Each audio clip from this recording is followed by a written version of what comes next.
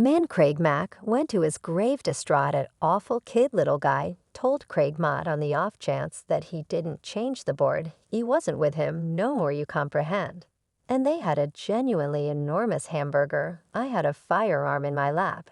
Yet assuming it comes to getting monstrous, where someone will be attempting to kill me, I must accomplish something first, or effectively keep that from occurring at one point. Maybe Craig Mack would have been the following huge thing in the rap world with his presentation. He was gathering a large number of grants and selling many records. Yet these great times were frightfully fleeting. Craig left the business as quickly as he entered it, yet not without his reasonable part of show truth. Be told his time in the business carried him extremely close to kill. Craig's concealed last meeting has given us some stunning new data he needed to kill Diddy. What made him take to this course of action?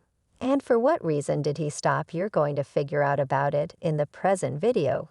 Craig needed his cash for his music, so puffs of your existence. With that kid, no more. Craig Mack saw the ups and downs of the music business. In simply a question of a couple of years, he became tremendous and powerful, and afterward was totally neglected. Yet, how could everything occur thus rapidly? Turns out there was one man answerable for it all. As a matter of fact, the scandalous music maker, Diddy, made Craig's profession and afterward broke it as well. And for that Craig was willing to kill him. I'm sorry I was pondering attempting to do with someone since it was truly in my heart to kill him. You realize I'm saying I planned to do it. Craig was controlled by Diddy over and over, be it blocking his rap vocation, yet denying him of his cash. Diddy tried Craig's understanding continually. At one point Diddy requested that Craig record at the studio, and afterward wouldn't pay him the cash. Someone that needed to do one more collection with me. So I said cool, I gave him my cost. And the value to me was low, in spite of setting a sensible cost for his work. And regardless of previously coming to an arrangement about the installment, Diddy conned Craig and just offered him 33% of what he owed him. You give me the cash as we go. You understand what I'm talking about. I think a third again when we finish the genuine recording of the collection. Yet Craig was benevolent and guileless and consented to this arrangement. Yet in the event that there's one individual who totally can't be confided in, the business jingle man will take each and every penny off of you. If there's anything he can do about it, at long last Container acknowledged what was going on and would not work for Diddy any longer. Nothing happened, no cash. So I quit recording so I won't be a blockhead and stay here and do everything for everyone, and I won't see a single thing from it. Yet Diddy is a qualified harasser, set out chose toward Raz. Craig did risky man, and he is by all accounts fixated on packs and hooligans in the entire mafia way of life. So it was not surprising at all when Craig uncovered that he attempted to drive Craig into working for him free of charge. You realize you owe us a collection. And I'm like, this is my companions. Yet you owe me cash. You understand what I'm talking about. So assuming you call me, this is dope. In the event that we can concoct the remainder of the collection. Did he keep on annoying Craig for such a long time that somebody is accommodating and serene, as Craig was likewise pushed as far as possible? He lashed out and devastated by the steady dangers that Craig got his firearm and considered doing the unfathomable. I had a weapon in my lap, and I'm staying there and conversing with God. I'm similar to Ruler. I would rather not do this. Craig had wanted to kill Diddy on the off chance that he kept on undermining him. After all, it had come down to endurance for Craig on the off potential for success that he didn't have up for himself.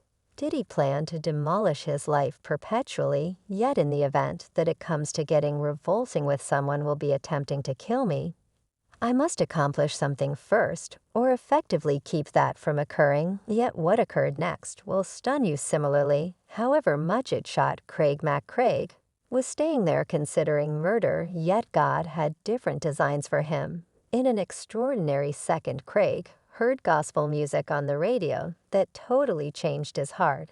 In a second, in a brief instant, every one of the contemplations of homicide left Craig's brain, and he realized God could never maintain that he should commit such a wrongdoing, Craig separated into tears and attoned the terrible considerations it appears, as though God allowed Diddy one more opportunity to offer to set things straight in his life. This episode gigantically affected Craig that he totally abandoned Hollywood life. He vanished totally for quite a long time and afterward returned as a feature of a clique appears, as though he truly saw God that critical night when he had intended to kill. Did he who had any idea what sort of muscles I got you realize? I'm saying right now you should be in this studio. So I said, "Elk, meet me at this 7 o'clock," despite the fact that Craig never returned to the music business, his profession. Anyway, short will constantly be recalled that he helped take off Diddy and his enormous terrible kid domain. Yet their competition endured longer than their kinship day. The story begins as far as possible back when Craig began his music vocation. He went by the name Misses and structures a rap bunch called Misses and Truth.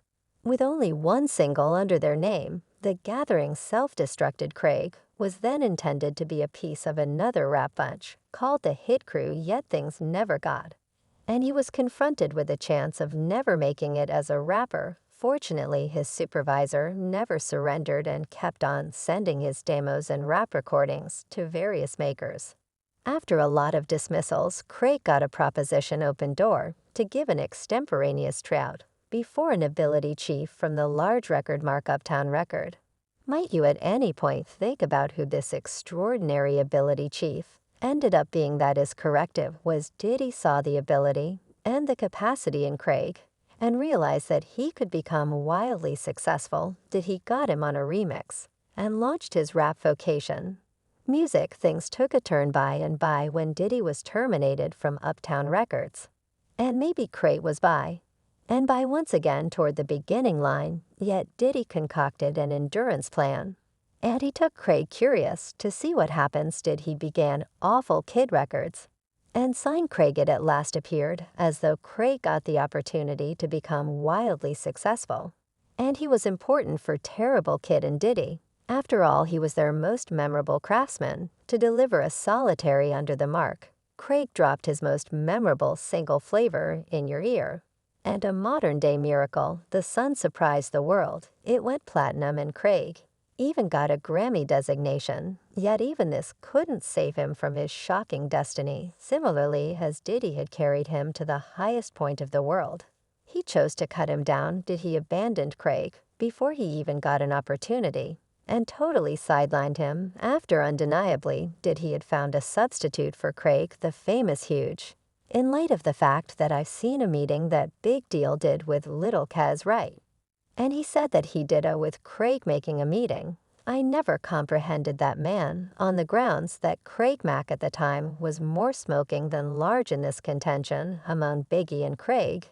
He picked Big Deal and totally sidelined Craig. He never allowed Craig the opportunity to ride on the tide of his presentation. Rather, he gave out a remix of his tune with different specialists like Big Deal and begun zeroing in on their professions. Rather, Diddy would pursue away any open door that emerged for Craig. And afterward, feel free to lie about it. In interviews, I'm certain you have a lot of things coming up for Mama. No doubt, certainly, we got another collection we work on our overseer. Drop in January other than that we're going to simply drop our ARB stuff to remain confronted and to cause himself to show up great before individuals. Diddy lied about having Craig work on another collection. Craig's confounded articulation lets us know all that we really want to realize. Diddy was lying and Craig had no clue about what collection he was referring to. There was no collection in progress and no rebound made arrangements for Craig.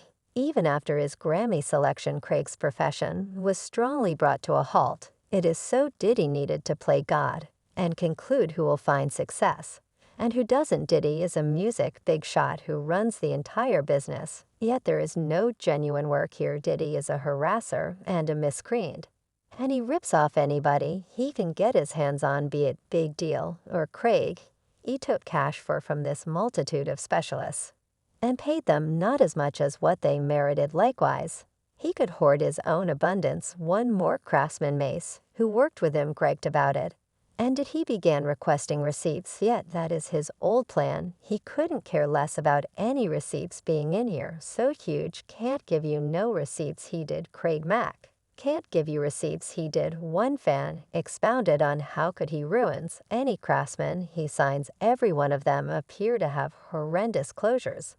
And the main individual who receives any advantage in return is Diddy. He composed, I've never truly viewed Diddy's dark greatness. Think in a serious way. Every one of the specialists endorsed to him either had less than ideal profundities or didn't become really tremendous crackpot. Box Macintosh Day, 26 May. Standy Kane. And so on. Others feel that all contempt towards Diddy is legitimate. No big surprise Craig needed to kill him for putting him